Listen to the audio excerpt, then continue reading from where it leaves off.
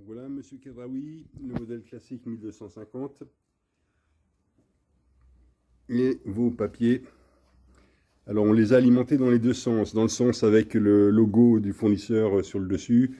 Et dans le sens contraire, c'est-à-dire non, le côté non imprimé. Les deux passent très bien. Hein. Les deux passent très bien. Alors voilà, il y a lieu de faire un réglage serré sur ce qu'on appelle l'écluse de sélection. C'est cette pièce-là qui retient la deuxième feuille et qui ne laisse passer que la première. Ici, on a une cellule comme quoi le produit est prêt à être éjecté. Il est en stand-by.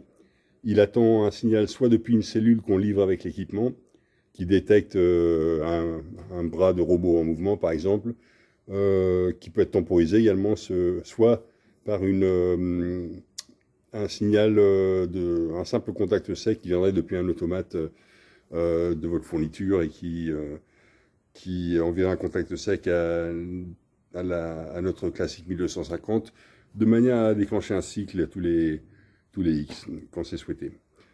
Voilà, on va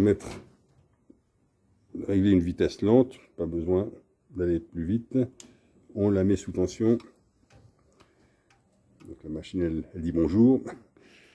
Voilà, on a placé le papier sur le... On a mis toute la pile. Hein. Donc c'est effectivement un papier qui est très fin, qui est très glissant, mais qui ne pose pas de difficultés particulières, même pas d'encrassement particulier sur notre machine. Il y a seulement lieu de faire un réglage serré ici, de manière à éviter les doubles. Voilà donc une feuille, il n'y a pas de double. Ici, on a la cellule de présence produit. Donc, c'est elle qui nous dit que la machine, elle est prête, elle attend un top départ.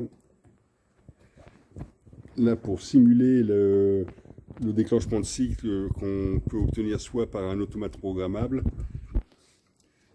on le câble tout simplement ici sur le côté de la machine et on envoie un contact sec qui va déclencher un cycle à chaque fois. Ou alors, on connecte notre cellule ici, notre cellule de déclenchement de cycle, qui est livrée avec la machine et qui va lire le passage d'un bras ou d'un élément en mouvement et c'est ce qui va déclencher un cycle. Vous pouvez temporiser.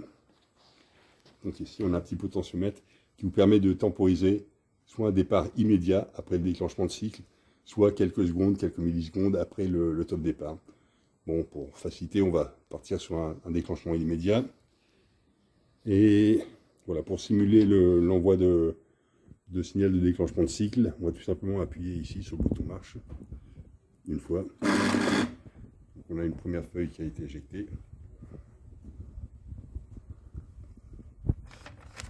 Pas de double.